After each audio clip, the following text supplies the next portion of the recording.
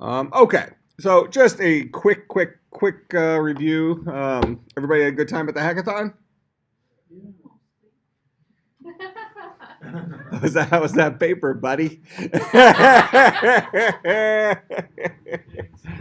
Oh,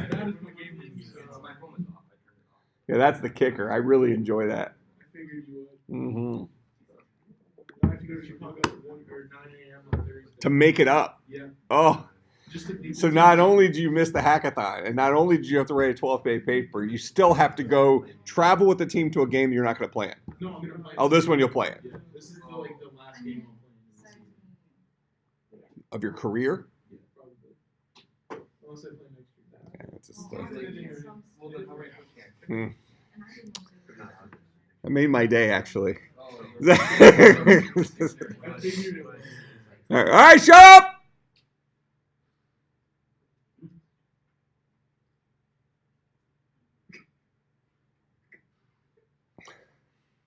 All right, so let's review this real quick. We looked at this last time. The issue we were having before when we had multiple processes was we weren't able to share stuff between, only things that existed at that exact point in time became part of the snapshot of our shared memory. Things that were not in existence, like incoming connections, were not.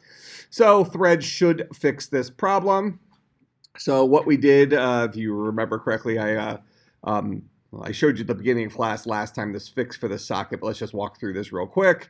We have a couple of functions here. One's to increment x. That does something with our sockets. We'll come back to that here in a second. But effectively, this increments a value.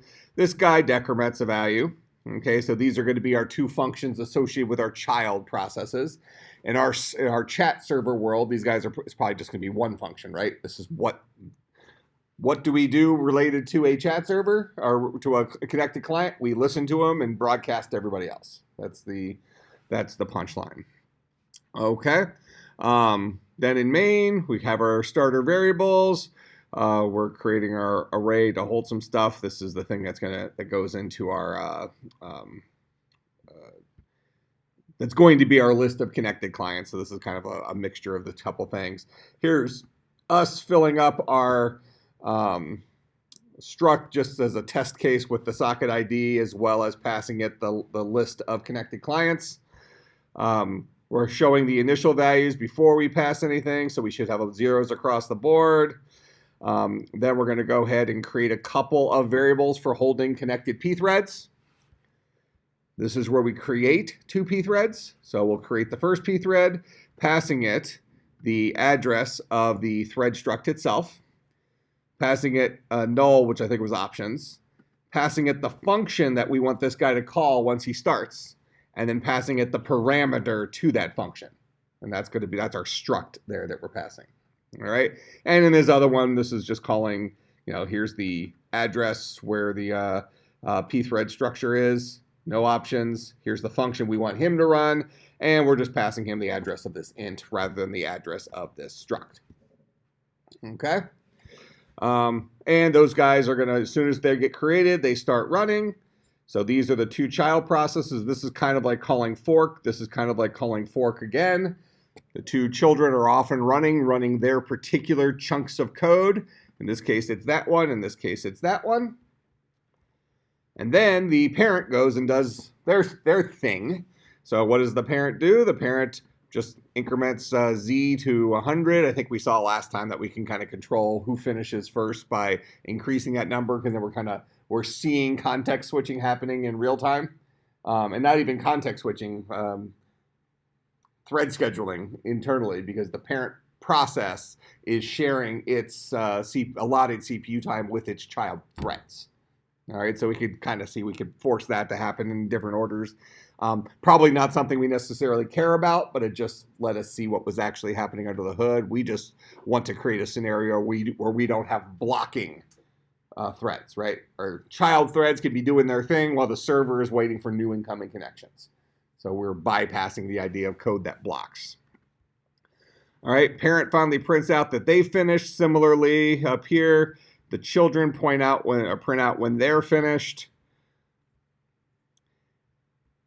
Now right here, this is where the parent waits for both child processes to finish, for them to be completely finished before the parent then prints out the final state of X, Y, and Z, which should now presumably been changed. Parent changed Z, one of the children threads changed X, while the other child thread changed Y. And because we waited for those threads to finish here, we know that when we get here, everything should be done. Make sense? We don't exactly have the same type of logic that in our chat server, but this is what this guy does. Okay? Spin back up here just real quick just to look at that socket fix, or I'm sorry, the struct fix. So here's our inc X that we're kind of modeling to become our chat server's client thread code.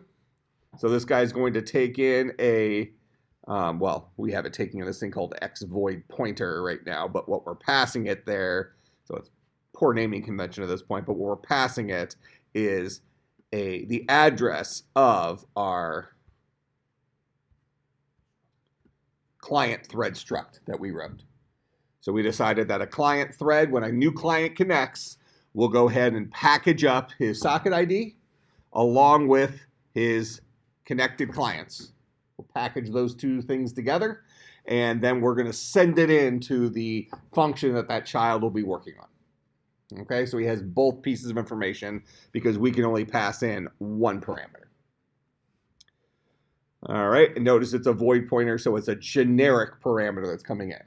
So give me the address of anything, and I will work with that. Okay, and then inside here, we're seeing that we're going ahead and we're capturing the address of this. And if you remember from last time, my stupid error was I was doing a struct pointer client thread instead of a, struct just designates this guy as being kind of, well, being a struct, which is in C, we're required to use that keyword because this is kind of predating object-oriented languages. So we have to kind of flag this guy for the compiler that this animal is a little bit more than just a primitive variable. It's something of type struct. But ultimately, its real type is a client thread struct, and that is the guy we're creating the pointer out of. Make sense? All right, so I have a variable capable of holding the memory address of a client thread struct, and I'm going to set that equal to whatever memory address was passed in here. You better hope that it's something that is a client thread struct, or client thread struct. All right, and then we're going ahead and we're just doing our normal incrementing stuff like we did before, except what we're actually incrementing is the client socket ID, which we just happen to know as an int. We're just using it as a placeholder. So we're grabbing, because CT is a memory address. So this is a double pointer. So we can say **CT dot socket ID, or we can say CT arrow socket ID, and this is how we do double pointer syntax. Because CT is a pointer, socket ID is a pointer. Look up here, socket ID is a pointer, correct? So if I want to access a pointer that lives inside of a pointer, I have to say **, two asterisks, to get the value at the struct and then the value at socket ID. Or I can use that specialized arrow thing to make things look a lot friendlier. All right. So because I'm going to a pointer that lives inside of a pointer, this would be the cool kid syntax for that. All right. And that gets me the socket ID. Then I'm incrementing it just like before. Socket ID in this case is just an int. We'll be changing that in a moment, but it's just an int. Increment the int, blah, blah, blah. All right. So pretty clear on what this code currently does. Go ahead. Can you just quickly redefine how to define a struct? Sure. So up here, structs always require the struct keyword. Then it's the name of the struct. So you can almost think about this like defining a class, right? So instead of the word class, you have the word struct. Then you have the class name, or in this case, the struct name. This _T thing is more of a naming convention, not a requirement. All right, then you have your opening, closing parentheses. Inside here, you have all the values that this struct will hold. You could hold normal primitive types, chars, ints, doubles, whatever. You can hold pointers. So you can have as many of these guys as you want. Okay, and just one per line. Actually, you don't even need to have one per line. You can have multiple things on a line if you want. But typically, I like to write one per line, semicolons after each one. So now if you had something that was a client thread type, that guy has a dot socket ID, which is a pointer. That guy has a dot connected clients, which is a pointer. This piece here at the end is me creating a single variable named CT1 of client thread struct. I don't have to do that. If I don't want to do that, I can go and define my variable later. But if I know I'm going to have some, in fact, that's what we'll end up doing here. I don't necessarily have my client thread structs yet because I want to create new versions of these each time somebody else connects. But if you happen to know that you need a variable named CT1, you can create it on the fly right here. And that will give you those variables and it'll have a global scope rather than creating the scope inside of one of these. That makes sense? All right, so that's the generic syntax of a struct. How do we put functions in our structs? You don't sort of. Yeah, so what we're looking at right here is where we bumped up against the need for having an object-oriented language, right? Structs lack the ability to also store functions. Now, you actually can pull it off with a pointer to a function. It's kind of a hack approach to it, but certainly what we're looking at here is from the history of programming languages. Once programmers decided, I really want our structs to do more than just hold pieces of data, which for classes we call those guys fields. Okay, I want it, instead of it just holding fields, I want it to also be able to perform actions. Make sense? So, can't do that with a struct-ish. Really, you can't do that with a struct. I mean, the people that were doing that with structs were taking advantage of the memory ability you had in C, to make it work in a roundabout way by passing parameters into places in memory where functions actually existed, taking into consideration how functions are actually stored in memory. So kind of like a 470 type of thing when we thought about how do we implement functions. We implemented a thing called a closure, and a closure took a comma delimit, a list of parameters, and those things are going to get stored in memory somewhere. Now it's a matter of knowing where in the offset of memory. If the first parameter is an int, I need to bypass 32 bits until I get to the second parameter. If the second parameter is a char, I need to bypass 8 bits to get to the next parameter. So it's walking memory in a very specific way to get it working. It's not something that's friendly. All right, so we might as well say for all practical purposes, structs do not support functions. That's why we needed objects. Got it? Okay, but good news for us right now is a struct is exactly what we need. We have the ability to pass exactly one parameter to a thread, but I really need to pass multiple values. So I'm going to hand them one struct, and I'm going to hide as many values as I want inside of that one struct. Perfect tool for the job, right? Okay, so now let's go down. We'll steal some of our stuff from our previous, actually, let's bring this stuff into our chat server. I think that might make more sense. We'll probably break it either way, but whatever. All right, so I'll go ahead and I'm going to get our pthread library. So remember, the pthread.h will give us access to the pthread functions, but those functions do not get incorporated into our program unless we link it at compile time. Okay, and that's because pthreads is a physical subsystem of the operating system. It's not just a software library. All right, so when we link in pthreads, that's not the same thing as including pthreads.h here. We're saying this is the stuff pthreads can do, and here's actually pthreads.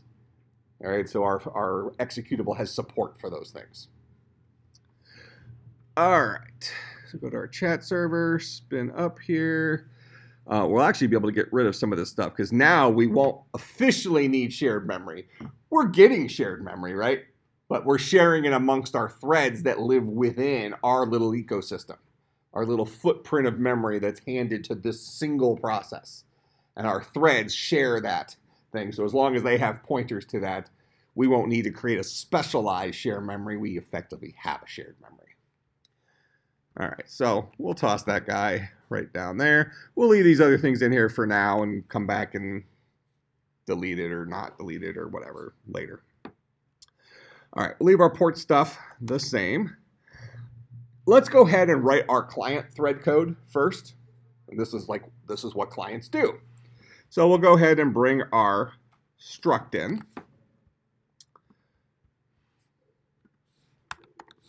All right, so we're going to have a client thread struct, and that'll hold our information about when a client connects, we're going to store his socket ID, and then we're also going to hand that thread the list of connected clients, the address of that list.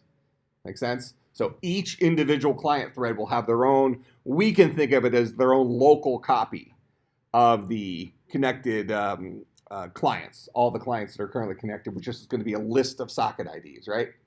Okay. But the reality is they each hold just a little piece of paper that says where they can find the single linked list or single list of connected clients that live in the cloud, live in this process control block's memory, so that anytime they need to broadcast to all other clients, they already have a pointer that goes there. Make sense? All right. So those are the two pieces of information we'll pass into our function that our connected clients are going to be running. Okay, I'm lost again. Okay, here's my thread. I was looking for this tab up here. So let's go ahead and we'll steal our starter function here, and we'll rename it and make it do new things. All right. We're not going to need a lot of the shared memory ID stuff, but let's just leave it there for the moment. Go ahead and define this function up here. And we're going to call this guy ClientThread func. All right, pretty descriptive. ClientThread func. And this guy is going to take in, we're going to call this a client thread pointer.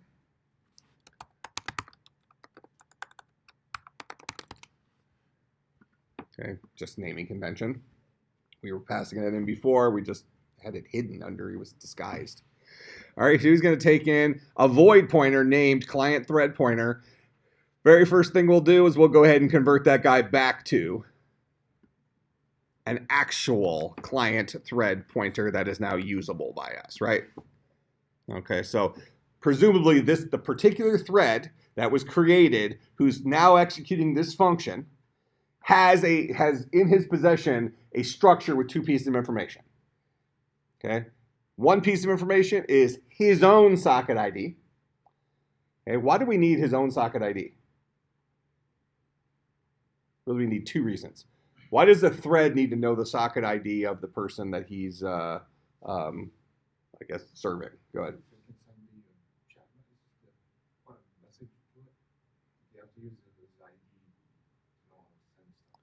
Okay, well, in our case, for the chat server, receive stuff, right? He will send once. He'll say welcome, whatever. But then the job of our client thread is just to sit there and listen for, the connected client to type hello. And then he receives that. So that's one piece. He needs the socket ID in order to use the socket, is effectively what you're saying. But what we're really doing in our chat server here is we'll write to him once, welcoming him. And then from that point forward, the guy's job is to read in from that constantly. Now, when he reads something in, then he's going to go and broadcast that to everybody else.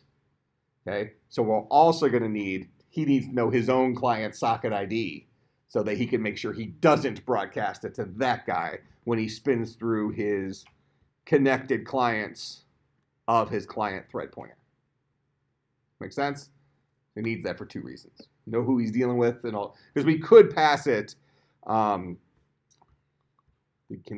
the client itself once we have the, actually you don't need that. You could have,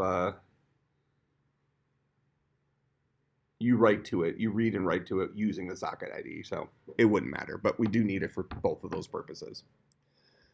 Okay, so we have that value.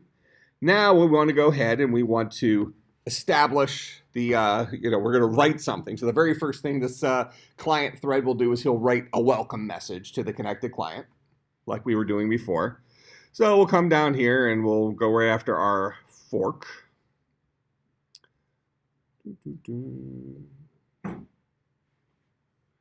Here's our fork. Here's the child. So we're going to go ahead and we'll create a buffer. We're going to write some stuff. Then we're going to read some stuff. We spit out that we're from the client. I'm just going to steal that for right now. We'll bring that up here to our function.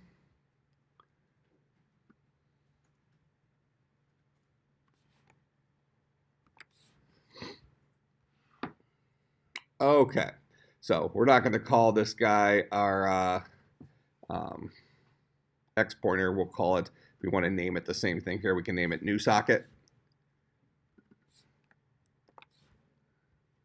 All right, so we have our int pointer new socket, just like we had down here. Where did I define new socket? Didn't define everything at the top. Here's our int pointer new socket, but this was us trying to get at that shared socket. So we're not doing that anymore. Now it was handed to us by our struct. All right. So our int pointer new socket is right here. So we just extracted it from our, which we didn't have to do. We didn't have to put it into a separate variable if we didn't want to. We could just use it directly from here. In fact, that might even be the better way of doing it, using it directly. So let's actually do that. So we'll go ahead and I'll delete this line in a second. The very first thing that we're going to do is we're going to send a message to our connected client. Where are we sending it? There. We're sending a message to, and it's not, so it is called CT socket ID. What message are we sending? This thing called welcome message, which we defined someplace else. So I'll go ahead and drag this in there.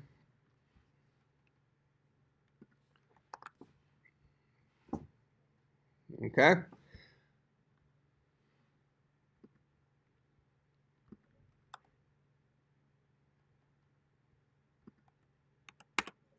Oh, whatever.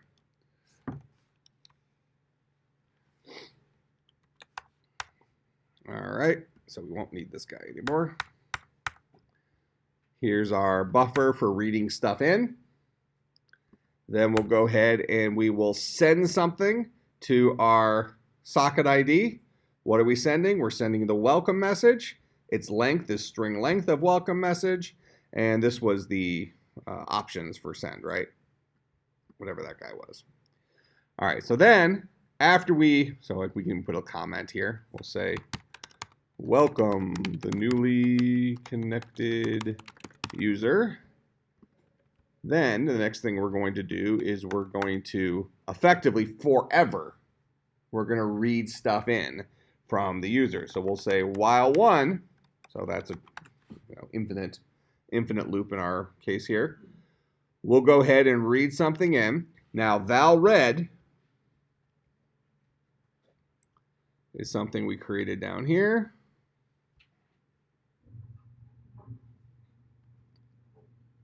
Where did I create val read?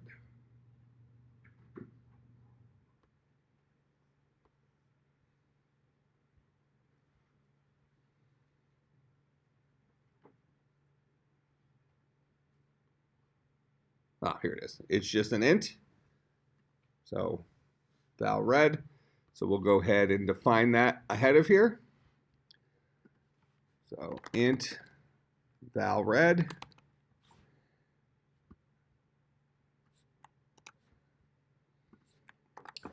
Then we'll go ahead and read into here. Okay, so now let me finish writing this line here real quick. It is this guy.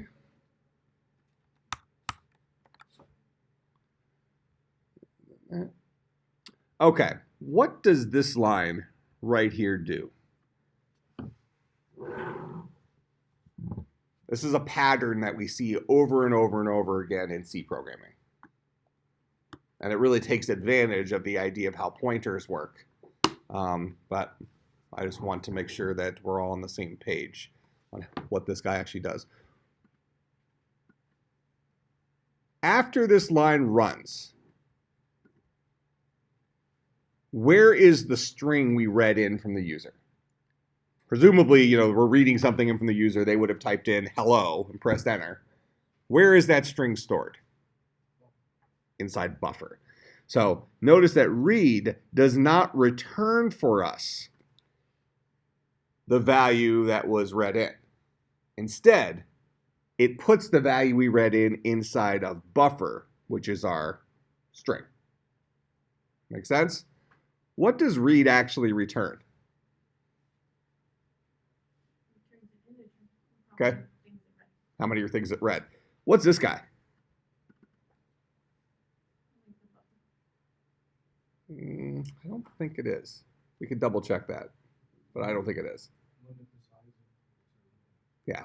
Now, actually, that's probably synonymous with length of buffer as well. But this is what is the maximum number of bytes that I'm allowed to read it, which certainly should not exceed the size of buffer. Okay, otherwise we're playing that game from earlier in the semester when I was taking massive Bigfoot jumps through memory. Yeah, that was a good one. See, my little way of CS humor, what it comes down to. All right, so maybe a better name for val read would be number of bytes read.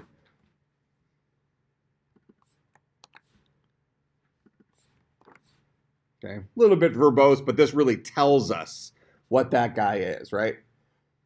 Because the maximum number of bytes that we're able to read in is 1024. But chances are, when you type in hello, that's less than 1024. So if I am interested after the fact, this guy will tell me how many I actually read it. Okay?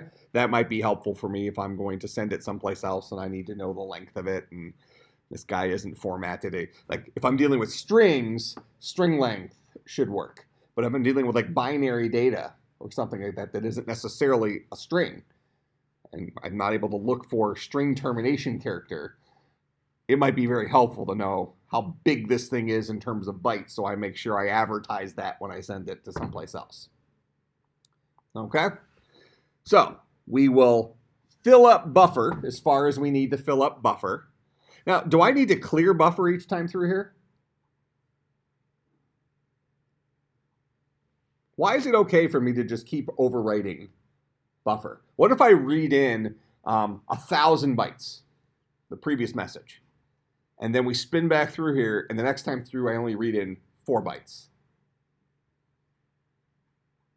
Why is it okay? Why don't I have to empty out buffer? If I'm going to broadcast that message to all the connected clients, won't I have my 4 bytes I just read in followed by the 996 bytes left over from before? We're going to specify the number of bytes, right? You're not going to print out outside of that, right? That's true. You're gonna pass it to the pointer of this, and you're gonna say how much you're sending, right? The number of bytes. Now we can use string length though, right? Because we're reading in strings. So if we just think about this from a string perspective, if we previously read it 1,000 bytes, the string length of that guy would be 1,000. If I do nothing to buffer, but I read in 4 bytes into buffer, what will the string length of buffer be? It'll be 4. Even though there's 996 bytes filled after the string termination character in buffer, right? So that \0, the string termination character, that tells us where the end of this string is. Because we can artificially shorten a string. If we have 1,000 byte string and we just go ahead and change bucket 7 to \0, that's a shorter string now. Okay? Because when you use that string using the string.h functions, as soon as it hits that \0, it thinks it's hit the end of the road. Make sense? Okay, so that's what that's all based on, to figure out the length of it and things like that. But we also have a synonym for string length of buffer inside of number of bytes read, in case we're not dealing with string types. So we'll keep the contents of the previous read though? Keep the So it'll keep those 996 characters. So yeah, buffer has whatever it's ever had in it. If the very first time you fill buffer up with 1024 bytes, buffer is always going to have things other than zeros in it, or \zeros. I think if we do a char array, it fills it up with \zeros by default. So the second you fill it up with 1024, you are overwriting those backslash zeros with data. And from that point forward, you're never going to get back to backslash zeros unless you force it. Then you fill it up again. Okay, but wherever your strings technically terminate each time through there dictates the portion of that buffer that you're actually focusing in on. Okay, make sense? All right, so forever, we'll go ahead and read some stuff in. After we read stuff in, what are we going to do with it? Well, we can go ahead and we can print it out if we'd like, just to prove we read it in. All right, which kind of makes sense that we might say we want to echo that to the screen, but you know, whatever. We'll just say from client. So whatever buffer has in it, we're printing out a %s. So since this guy is a string, it knows it'll take buffer up to the first backslash 0. That's what it'll actually display. All right, now this is our thing where we try to broadcast. So now we'll go ahead and broadcast to everyone except us. All right, so we'll have I is equal to 0. I is listened to, okay, is less than, this is the number of connected clients. Now, if we go up here, this guy right here is the number of connected clients. This is an integer array. Now, well, hold on. This is not the number of connected clients. This is the actual connected clients.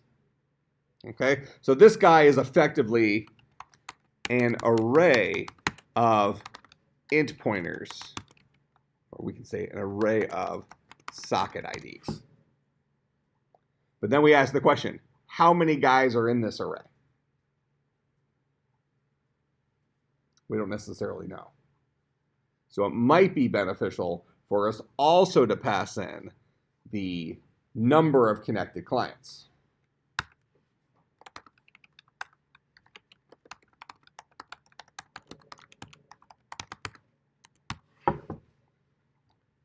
All right, so presumably every single time a new incoming socket connection comes in, the server accepts that, adds them to the connected clients list, connected clients array, and then increments the number of connected clients. It would be helpful if each thread had a pointer back to that number of connected clients. Make sense? But understand that this guy is an integer pointer that points to a single value. This guy is an integer pointer that points to the beginning of memory where a whole bunch of integers live. How many integers? This many integers. Make sense? I need those two pieces of information. This goes all the way back to what we talked about when we first started looking at C stuff. Go down here to main. Well, this main doesn't have it in there, but we would see int pointer argc char pointer argv. So this is the number of arguments, argument count. This is the actual array of strings, the arguments themselves. So this guy tells us how many things are in this guy. That make sense? So this is another pattern we see in C programming because arrays are not able to advertise to us how many things are in them officially. I mean, we could certainly write a function that walks memory because we have a size of function, right? We can have a function that walks memory and looks for the number of, for instance, int size chunks it runs into, and that can then give you a size. Okay, but that's going to have some assumptions behind that. So maybe the safest way, so you don't have to remember to clear out memory and things like that, is just to pass both values. Here's the beginning of my array. Here's how many elements are in there. Go. Okay. So we're going to store one additional piece of information in here in our struct. So down here in our main. Here, I'm going to go ahead and take the shared memory key. I don't remember what we're using the adder for. Whatever. We'll see the error shortly. All right, so we don't need this welcome message because that's something that our clients will have. We don't need the shared memory ID. We don't need to attach the shared memory. Don't need any of that stuff. Now we are going to need to create our array of connected clients. And our array of connected clients is going to be a result of calling malloc, passing it max users times size of int. That's how much memory we want. Okay? So I want to be able to hold 100 integers, where each of those integers is going to be a socket ID. I'm also going to need an int pointer number of connected clients, and that would start off at 0. All right, go ahead and get rid of this.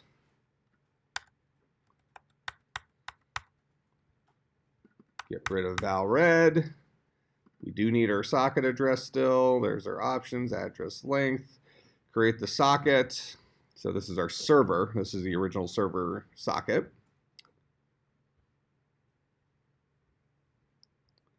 This is when we attach to the port. Set all the stuff up in our struct for that socket. We actually bind to port. I'm saying 8080 here, but we're binding to whatever port we said we wanted to bind to. We have it up here called address, port 9012.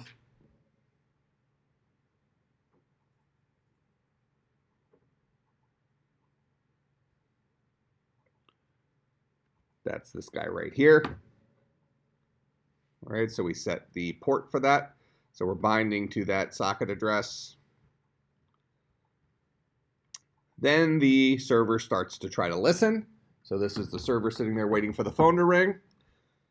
As soon as the phone rings, here I'm going ahead and setting connected clients to 0. I actually did that up top, so I can remove it from here if I'd like. Server's going to listen forever. I'm printing out connected clients there, but I don't need to do that. Server's going to just print out it's listening. We don't need any shared memory here. We don't need the, well, we don't need that. This guy is the new socket, the connected client that's coming in. So we're going to set new socket equal to, this is the server accepting an incoming connection. So this line blocks. Okay, so if I'm the server and I'm sitting here and I'm waiting for this phone to ring, right here I am trying to accept an incoming connection.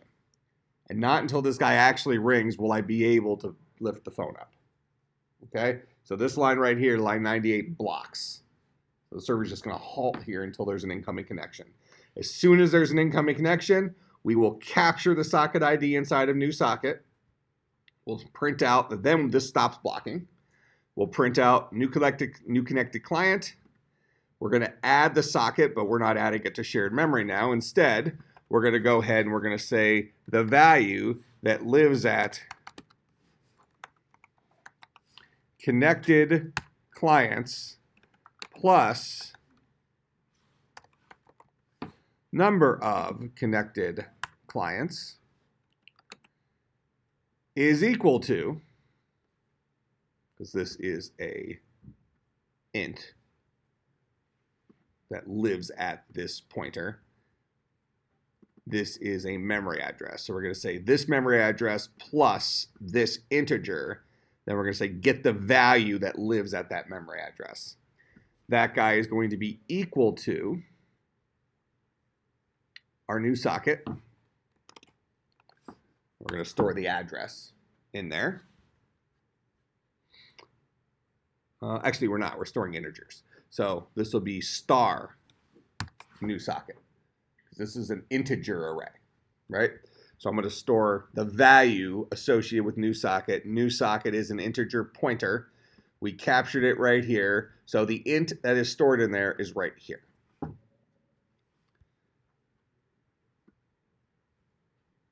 We don't need this shared memory stuff. But we will say number of connected clients is equal to number of connected clients plus 1.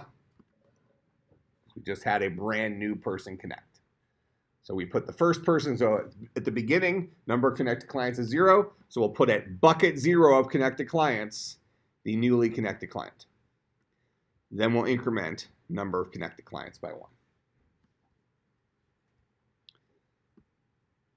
We no longer need to create the child process here, but instead we're going to spin up a thread. So we'll go back here into this.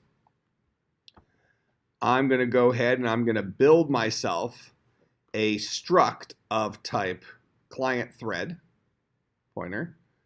So I'll go ahead and create one of those.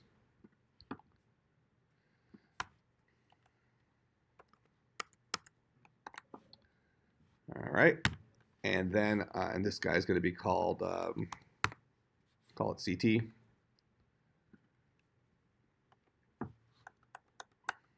We'll go ahead and we're going to say CT dot.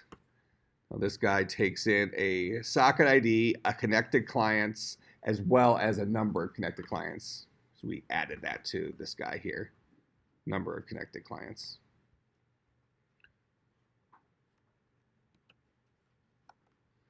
So we'll say CT dot, what's it called here? Socket ID.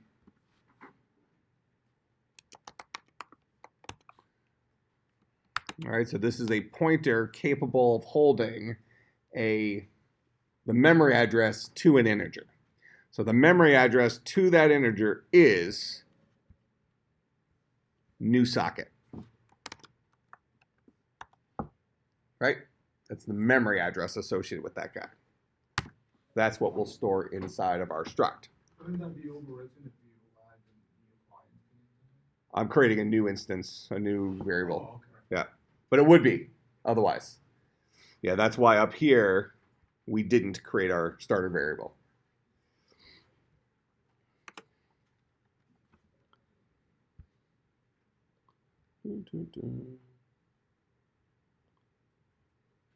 All right, so we set the new socket equal to that. Then we need to give it access to our connected clients. So I'm calling it CT, not C1. So CT dot connected clients is equal to, this guy is going to be equal to our connected clients from there. Then CT dot, pretty sure I called it number of connected clients. Yep, steal it from there.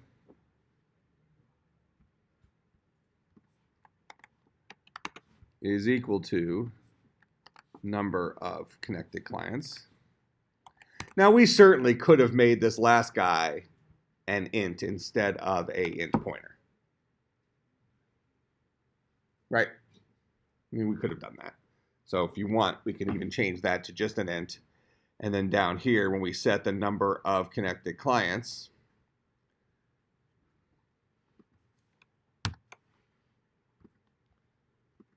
actually, how did I define connected clients?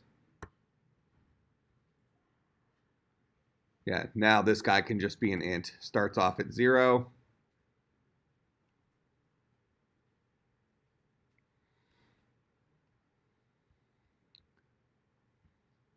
This guy's just a normal plain Jane int. This guy's just a normal plain Jane int. We pass it to our CT.number of connected clients. This guy's expecting something of type int, so I will hand it a plain Jane int. All right, so now I have the pieces of my struct filled in. Then I need to go ahead and create my thread. So that's this guy here. Here, I'll just steal these couple of lines.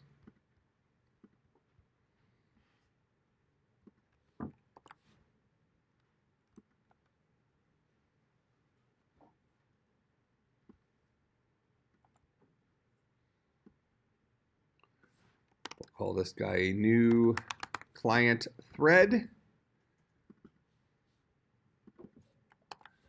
We'll go ahead and pass the address of that new client thread in there, along with null, along with the name of the function that that guy is going to call, which is our client thread func.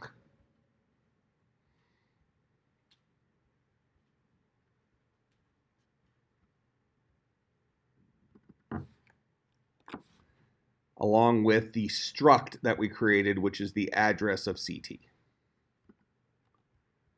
And we're only creating one thread here.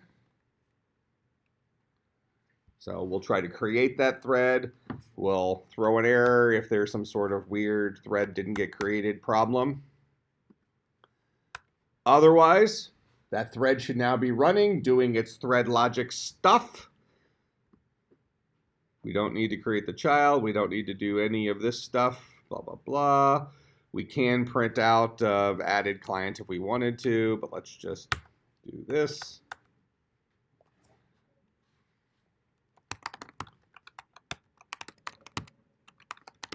Created thread, \n. We don't have to detach from shared memory anymore. So after the parent creates the thread, he spins back up. He's still in his infinite loop. He listens again, accepts another incoming connection, prints out new connection, adds that new connection to his array of connections, increments number of connected clients, creates the new struct to pass into our connected client func, actually creates the thread and passes it in, so on and so forth. All right, that makes sense? Okay. Possible there's some bugs in there, but I'll give you this as your starting point. So for Wednesday, get the thread version of this working. All right, so what you'll need to add in up here is in our client func.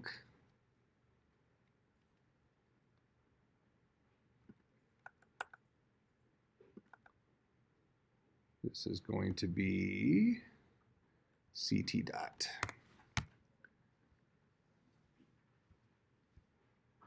And this is number of connected clients.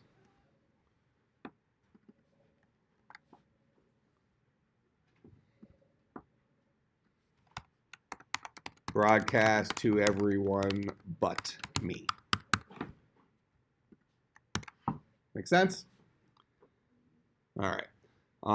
Possibly a couple other things you need to gut from there, but I think we pretty much took the other stuff out. You'll have some extra includes up here. I'll put this up on Slack.